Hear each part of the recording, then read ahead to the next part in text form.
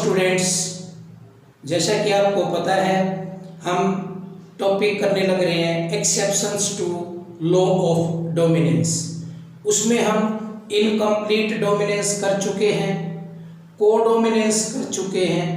आज तीसरी एक्सेप्शंस की बारी है और वो है मल्टीपल एलिलिज्म। मल्टीपल एलिलिज्म मतलब एक ऐसा फिनोमिना जिसमें मल्टीपल एलील्स पाए जाएं।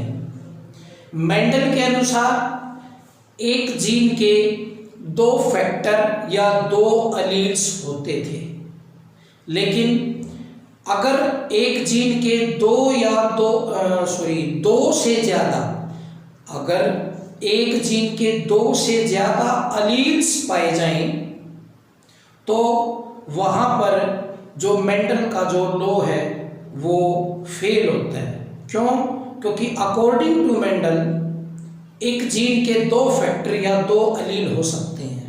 अगर दो से ज्यादा एलील हुए तो फिर मेंडल के लॉ को फेल होना पड़ेगा। बस मल्टीपल एलील का जो मतलब नाम में ही है, ज्यादा एलील्स। अगर दो एलील्स हैं एक जीन के तो मेंडल तक की बात रहेगी, लेकिन अगर दो से ज्यादा होते हैं तो बियॉन्ड मेंडल बात रहेगी। तो आज का हमारा टॉपिक है multiple allelism.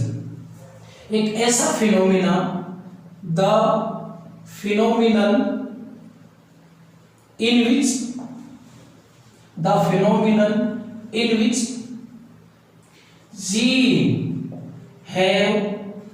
gene have more than two alleles. The phenomena in which gene have more than two alleles, यानी कि मल्टीपल एलील्स मतलब दो से ज्यादा of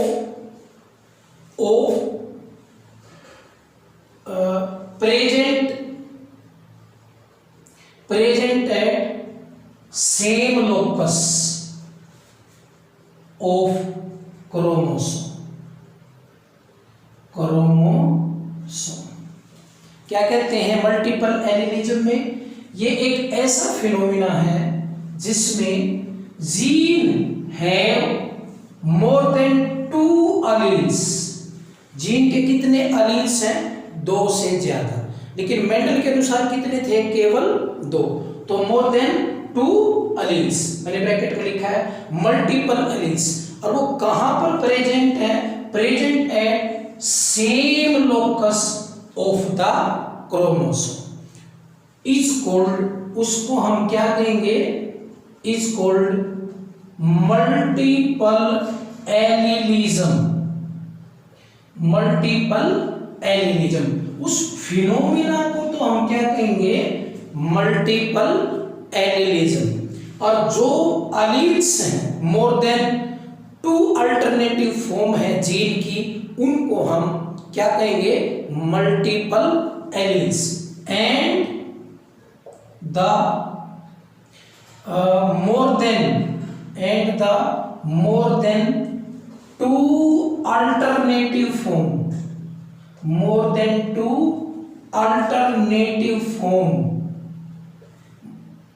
of gene and the more than two alternative form of gene are called multiple alleles।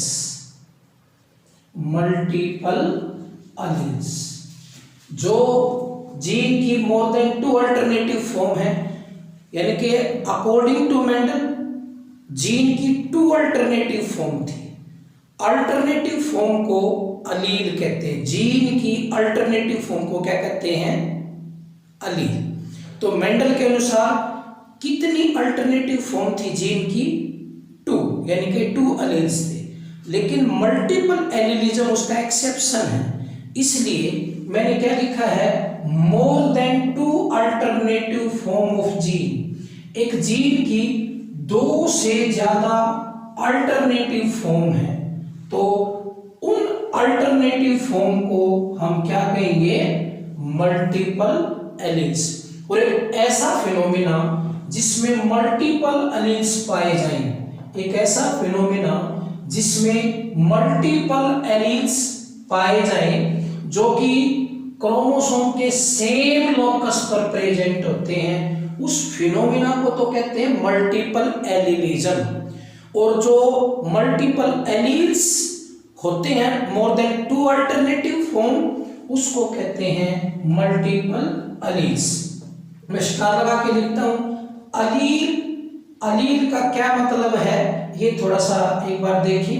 अलील, अलील को किसे कहते हैं, allele alternative, alternative form of gene.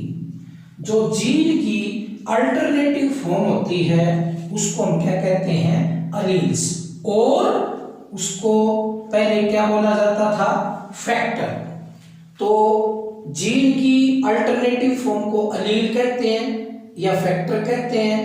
एक जीन की 2 अल्टरनेटिव फॉर्म होती थी अकॉर्डिंग टू मेंडल। एक जीन की 2 अल्टरनेटिव फॉर्म होती थी, 1 और 2। तो ये 2 अल्टरनेटिव फॉर्म हैं, उनको क्या कह रहे हैं, अलील। यानी कि कितने अलील होते थे, 2। और अलील को हम क्या कह सकते हैं, फैक्टर। तो एक जीन के या तो आप 2 फैक्टर कह सकते हैं या एक जीन के आप 2 अलील कह सकते हैं, ये मेंडल के अनुसार। लेकिन अगर 2 से ज्यादा अगर अल्टरनेटिव फॉर्म आ जाए या अलील आ जाए या फैक्टर आ जाए तो उनको हम मल्टीपल अलील कहेंगे। और इस फिनोमिना को हम मल्टीपल एलीलिज्म कहेंगे। ये फिनोमिना है। जैसे अभी हम एग्जाम्पल के माध्यम से आपको समझाने की कोशिश करते हैं। देखो, पहले हमने क्या बताया था, एक कैरेक्टर को 2 फैक्टर कंट्रोल करते हैं। एक कैरेक्टर को कितने फैक्टर कंट्रोल करते हैं, 1 और 2 फैक्टर। और फैक्टर को क्या कह रहे हैं, अलील। फैक्टर को क्या कह रहे हैं, अलील।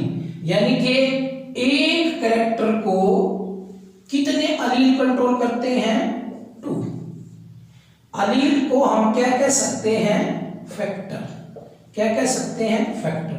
तो हम ये भी कह सकते हैं एक कैरेक्टर को कितने फैक्टर कंट्रोल करते हैं, 2, 1, 2।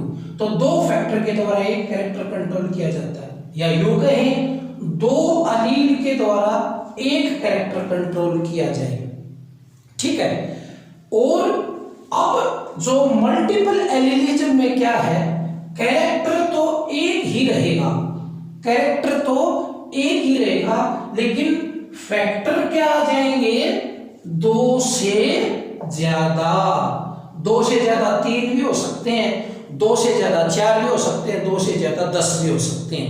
तो अगर मोर देन 2 अलील या मोर देन 2 फैक्टर एक कैरेक्टर को कंट्रोल करें, मोर देन 2 अलील या मोर देन 2 फैक्टर किसी एक कैरेक्टर को कंट्रोल करें, उसी को तो हम मल्टीपल एलीलिज्म कहते हैं।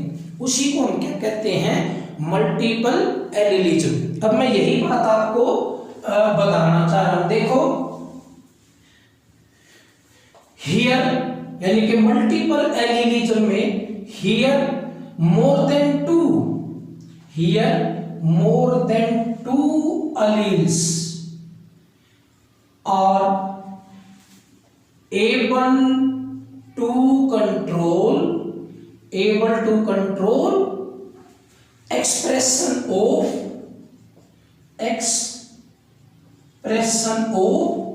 one character। तो मेंडल के अनुसार तो 2 अलील एक कैरेक्टर को कंट्रोल करते हैं, बट मल्टीपल एलीलिज्म के अनुसार मोर देन 2 अलील्स एक कैरेक्टर को कंट्रोल करते हैं। ठीक है। अब ये मल्टीपल अलील्स कैसे बनते हैं, मल्टीपल, ये भी खास बात, multiple alleles are produced, multiple alleles are produced due to repeated mutation. ये म्यूटेशन का मतलब वेरिएशन आना, चेंजेस आना, हम इसको आगे डिटेल में करेंगे। Multiple alleles are produced due to repeated mutation of same gene. अगर उसी जीन में लगातार म्यूटेशन होने लग रहा है, क्या कहते हैं, मल्टीपल एलील्स कब पैदा होते हैं, जब ड्यू टू रिपीटेड म्यूटेशन, बार बार म्यूटेशन हो, किसमें, सेम जीन के अंदर, बट इन अपोजिट डायरेक्शन, इसका ये अर्थ हुआ एक ही जीन में बार बार म्यूटेशन होने लग रहे हैं, एक ही जीन में बार बार म्यूटेशन होने लग रहे हैं और अपोजिट डायरेक्शन में होने लग रहे हैं, तब जाके बहुत सारे अलील बनते हैं। और जो बहुत सारे अलील बने, 2 से ज्यादा अलील बने, तो उस फिनोमेना को मल्टीपल एलीलिज्म कहते हैं। और ये किस लिए बनते हैं, मैंने अभी बताया, क्योंकि कई सारे अलील या मोर देन 2 अलील्स मिलके किसी एक कैरेक्टर को कंट्रोल करेंगे।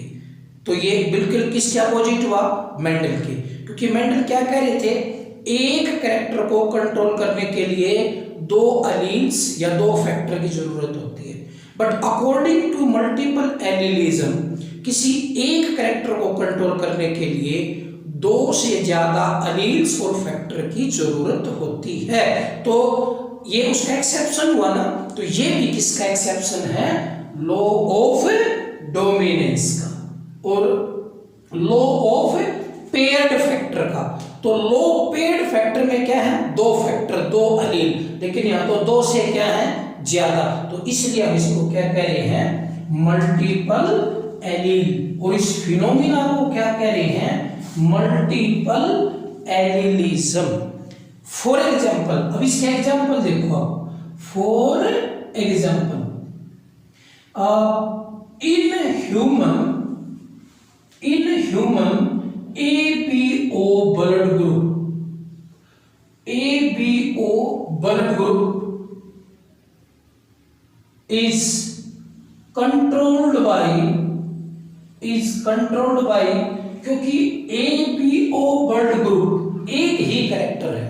ये जो ABA ब्लड ग्रुप है, ABO, ये एक कैरेक्टर है, तो ये किसमें अलील के द्वारा कंट्रोल होना चाहिए, 2, लेकिन यहां पर 3, controlled by 3 alleles, 3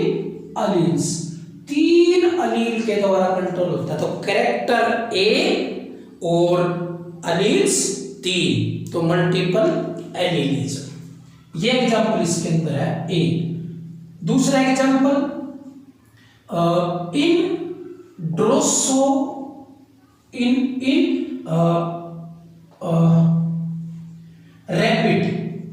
in rabbit के अंदर जो उसका कोट कलर होता है, जो उसके जो फर का कलर होता है, यानी कि जो हेरी स्किन होती है उसको फर कहते हैं, उसका कलर, इन रैबिट कोट कलर। अब ये कोट का जो कलर है, ये एक कैरेक्टर है, इज कंट्रोल्ड बाय 4 अलील्स, यानी कि हमारे अंदर ब्लड ग्रुप का जो एक कैरेक्टर था वो 3 अलील से कंट्रोल होने लग रहा है। रैबिट के अंदर कोट कलर जो एक कैरेक्टर था वो 4 अलील के द्वारा कंट्रोल होने लग रहा है। और आगे देखें, एग्जांपल तीसरा देखें, इन ड्रोसोफिला, इन DROSOफिला, इन ड्रोसोफिला, ये फ्रूट फ्लाई का नाम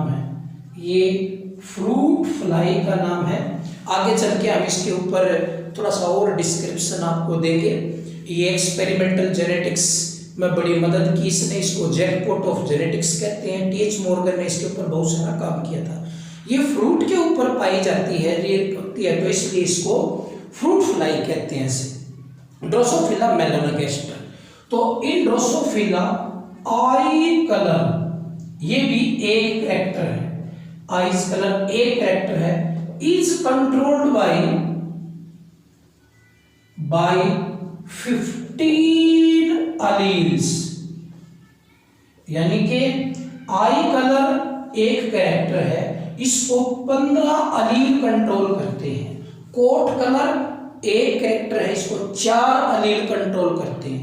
ह्यूमन का blood group, APO blood group कहते हैं इसको 3 अलील कंट्रोल करते हैं। तो एक कैरेक्टर को जब 2 से ज्यादा अलील कंट्रोल करेंगे तो उसको हम मल्टीपल एलिलिज्म कहेंगे। और मल्टीपल एलिलिज्म के केस में हमने ये आपको 3 एग्जाम्पल दिए हैं।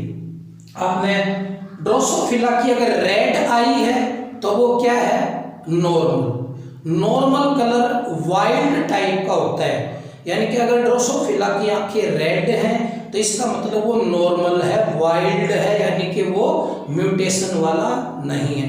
अगर चेरी कलर की या और दूसरे कलर की अगर आंखें मिलती हैं, वाइट कलर की आंखें मिलती हैं, तो इसका मतलब उनमें क्या है, म्यूटेशन। और जब म्यूटेशन होता है तो वो मल्टीपल अलील्स को बनाता है। इसी प्रकार रैबिट के अंदर अबोटी कलर है, एल्बिनो कलर है, हिमालयन कलर है, कई तरीके के 4 कलर होते हैं इसमें। Chinchilla colour, agouti colour, albino colour, Himalayan colour, जो 4 तरीके के जो कलर होते हैं कोट कलर रैबिट के अंदर, वो भी मल्टीपल एलिलिज्म का एग्जाम्पल है। हम जो ह्यूमन के अंदर जो एपीओ ब्लड ग्रुप है, वो एपीओ ब्लड ग्रुप वो कितने अलील से कंट्रोल होता है, 3 अलील से। तो ये भी किसका एग्जाम्पल हुआ, मल्टीपल एलिलिज्म का। और ये जो 3 अलील हैं एक ही जीन के, ये क्या कहलाएंगे, मल्टीपल एलील्स। अब इसको हम थोड़ा सा डिस्क्राइब करते हैं, एक्सप्लेन करते हैं थोड़ा सा डिटेल में। किसको, ये ह्यूमन के अंदर एपीओ ब्लड ग्रुप। अच्छा एक बात और बताओ, जो हमने एपीओ ब्लड ग्रुप बताया था कोडोमिनेंस में एग्जाम्पल, तो वो भी क्या था, यही था। और मल्टीपल एलील में हम एपीओ ग्रुप बताने लग रहे हैं, ये भी क्या है, वही है।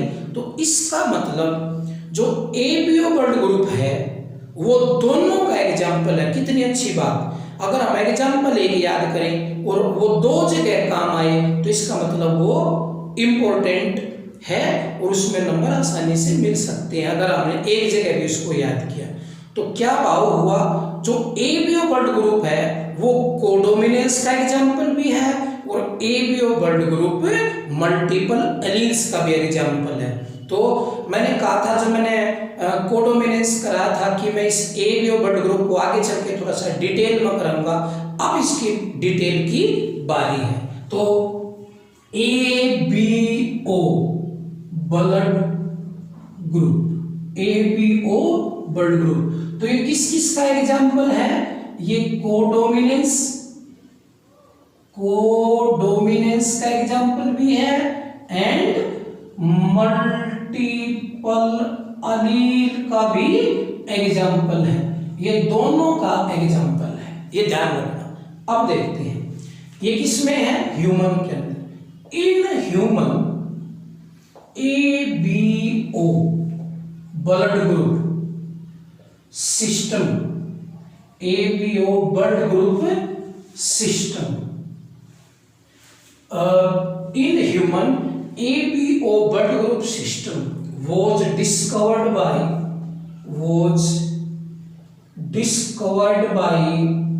किसने डिस्कवर किया था, Landsteiner in 1900, LAND Land STEINER Landsteiner in 1900।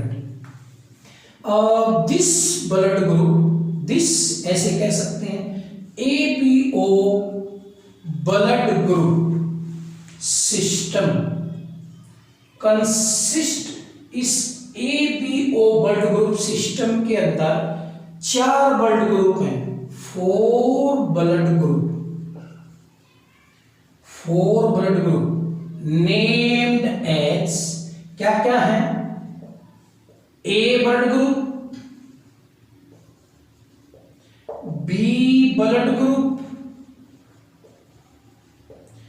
O blood group and AB blood group. ये 4 ब्लड ग्रुप, वैसे नाम तो ABO ब्लड ग्रुप सिस्टम है, लेकिन इसमें 4 ब्लड ग्रुप आते हैं। कौन कौन से? A blood group, B blood group, AB blood group and O blood group.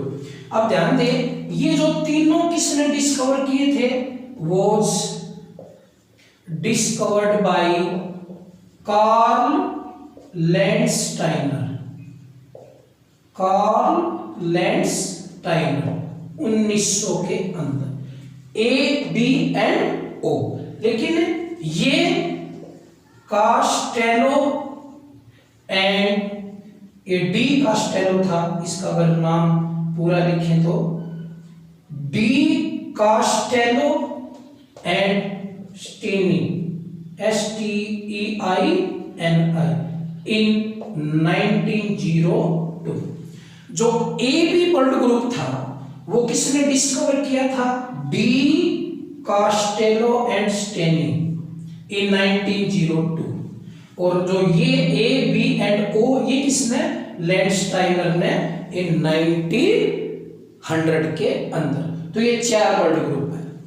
ये जो ब्लड ग्रुप है ये डिपेंड करता है किस तरीके का एंटीजन और एंटीबॉडी ब्लड में पाई जाती है, उसके आधार पे। इन ह्यूमन ब्लड ग्रुप, ये जो 4 तरीके के ब्लड ग्रुप हैं, blood group is controlled by एक जीन है, कंट्रोल्ड बाय I और L gene, present on 9th chromosome. Human के अंदर जो ब्लड ग्रुप है उसको कौन कंट्रोल करता है? एक जीन। उस जीन को I जीन या L जीन कहते हैं, और वो किसके ऊपर प्रेजेंट है? वो जीन 9वें क्रोमोसोम के ऊपर। ये मैंने ये बात यहाँ पे लिखी है। अब ये जो I जीन है इसके 3 अलील्स होते हैं, जैसे कि मैंने आपको पहले भी बताया कि एक जीन के 2 से ज्यादा अलील्स तो मल्टीपल अलील्स। तो I जीन हैज 3 अलील्स और नेम्ड है, उनके नाम क्या है? IA, IB and IO। ये जो I जीन है इसके 3 अलील हैं, IA, IB and IO, which determine blood group, which determine blood group of individual. कोई भी इंडिविजुअल है उसका ब्लड ग्रुप ये 3 अलील बताएंगे। जैसे अगर IA है, या अगर दोनों IA इकट्ठे हैं, या IAIO ये 2 हैं, तो ब्लड ग्रुप कौन सा होगा? Blood group will B A। तो ब्लड ग्रुप कौन सा हो जाएगा? A होने के लिए IA अलील या फिर IA या IO। यहां पर जो IO अलील है वो रिसेसिव है, ये क्या है? डोमिनेंट। ये भी क्या है? डोमिनेंट। लेकिन ये क्या है? Recessive allele. Similarly I B दोनों अलील अगर बी वाले हैं या एक आई बी और एक आई ओ है तो ब्लड ग्रुप विल बी कौन सा हो जाएगा, will be B blood group. तो बी ब्लड ग्रुप भी दो केस में हो सकता है, ए भी दो केस में हो सकता है। अगर आई ए और आई बी दोनों डोमिनेंट, अब देखो ये कोडोमिनेंस का एग्जांपल भी हमने बताया था, अगर दोनों डोमिनेंट हैं देन इकट्ठे, देन ब्लड ग्रुप बताओ क्या हो जाएगा, blood group will be A B, तो ए बी हो जाएगा। अगर दोनों रिसेसिव एलील हैं I O then blood group will be O. तो ये चार तरीके के ब्लड ग्रुप होते हैं, ए बी एंड ओ। ए इन दो कॉम्बिनेशन से आ सकता है, बी इन दो कॉम्बिनेशन से आ सकता है, जो ए बी है केवल इसी कॉम्बिनेशन से आएगा, और जो ओ है वो भी केवल इसी कॉम्बिनेशन से आएगा। तो इस तरीके से ये ब्लड ग्रुप बनते हैं। अब आपने देखा ये सारा जीन कंट्रोल करता है, एक्चुअली जीन के फैक्टर यानी कि एलील कंट्रोल करते हैं, और वो एलील कितने हैं, 3, I A I B and O. I A and I B में डोमिनेंट है और आई ओ वो क्या है, रिसेसिव। ए ब्लड ग्रुप दो कॉम्बिनेशन से बनता है, बी ब्लड ग्रुप भी दो कॉम्बिनेशन से बनता है, लेकिन A B and O blood group एक ही कॉम्बिनेशन से बनता है, ये एक ये भी एक, अब अपने एक। अब ये जो ब्लड ग्रुप हैं इनमें एंटीजन एंटीबॉडी एग्लूटिनेशन रिएक्शंस होती हैं। जनरली ब्लड ग्रुप शो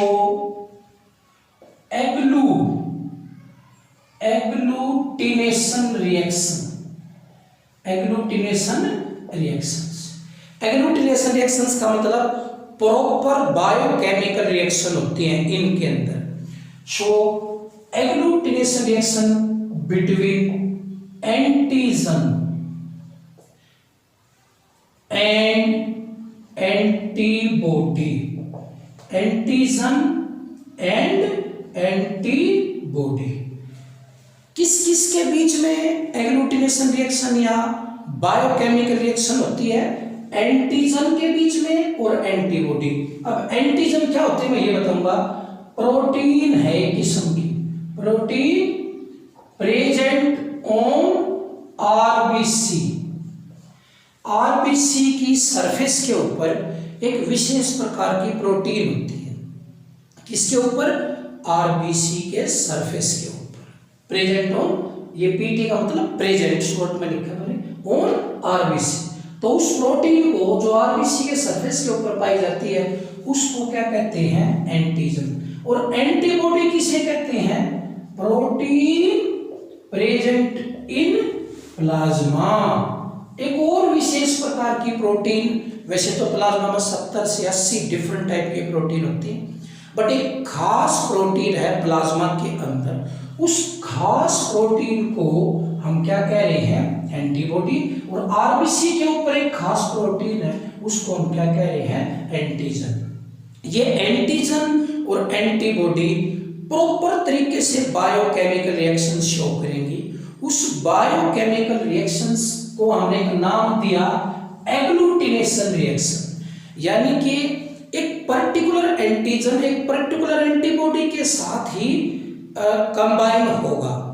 अगर वो एंटीजन किसी दूसरे तरीके की एंटीबॉडी के साथ कंबाइन होने की कोशिश करेगा तो वो कंबाइन नहीं हो सकता, ठीक है। तो इसलिए कहते हैं कि जो किसी को अगर ब्लड दिया जाए तो वो प्रॉपर मैचिंग का ही होना चाहिए। इनके जिस व्यक्ति को जो भी ब्लड हम देते हैं तो उस व्यक्ति का भी ब्लड वही होना चाहिए।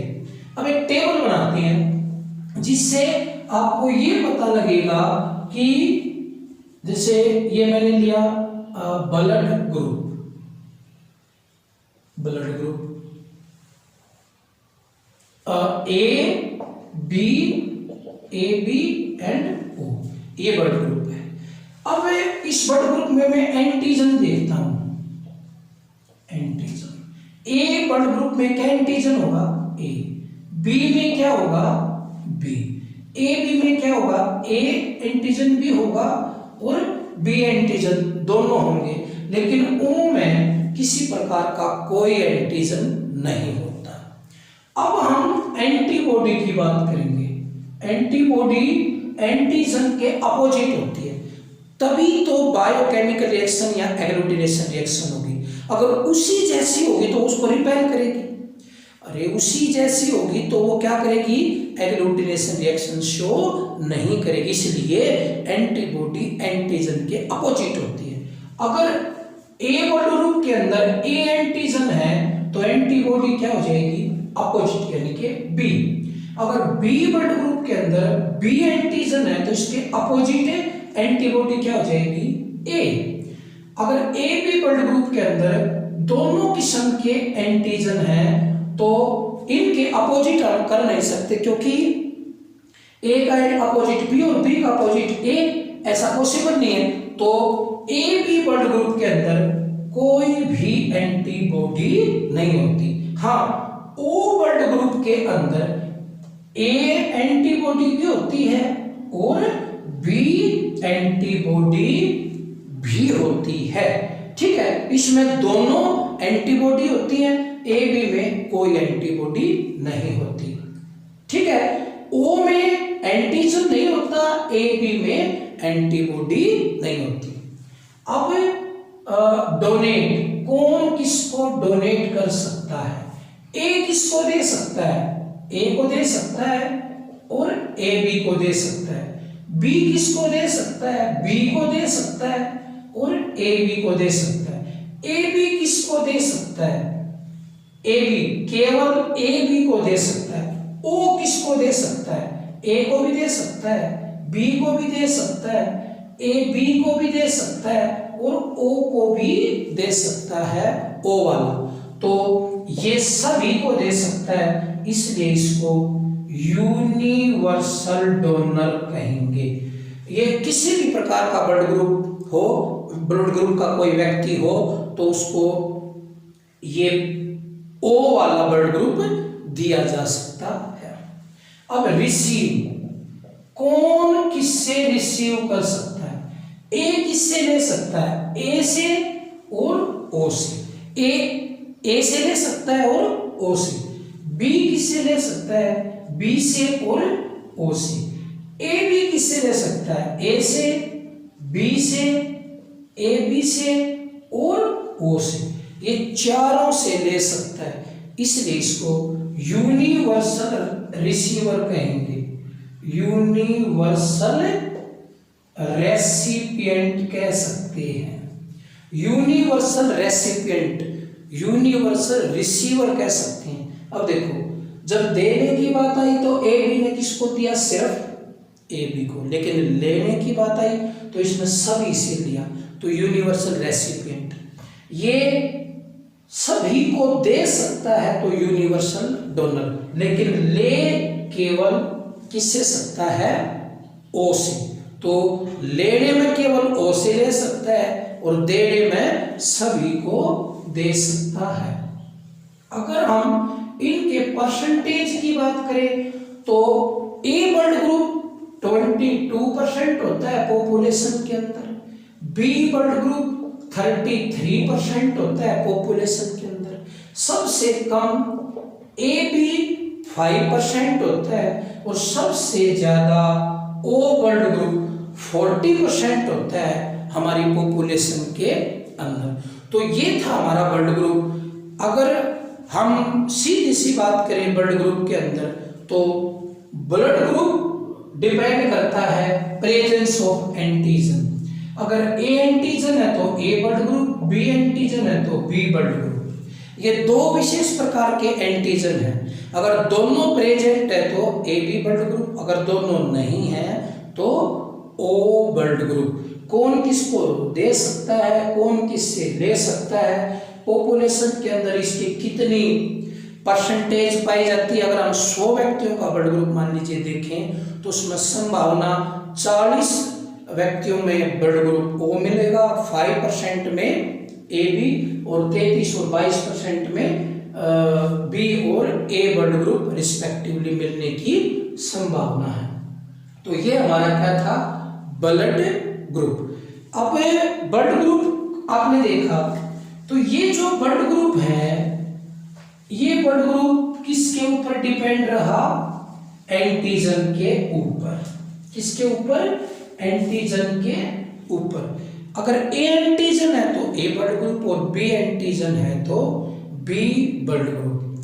हम नेक्स्ट लेक्चर में ये डिस्कस करेंगे, नेक्स्ट लेक्चर के अंदर, कि जो ये ब्लड ग्रुप हैं, ये जो ब्लड ग्रुप हैं ये पॉजिटिव भी हो सकते हैं और नेगेटिव भी हो सकते हैं। हाउ, कैसे, किस तरीके से ब्लड ग्रुप पॉजिटिव और किस तरीके से ब्लड ग्रुप नेगेटिव बनते हैं। तो इसके ऊपर एक हमारा अगला टॉपिक आएगा, RH फैक्टर। उसके आधार पे हम बताएंगे कि नेगेटिव और पॉजिटिव ब्लड ग्रुप कैसे बनते हैं। ठीक है, तो नेक्स्ट टॉपिक होगा RH फैक्टर।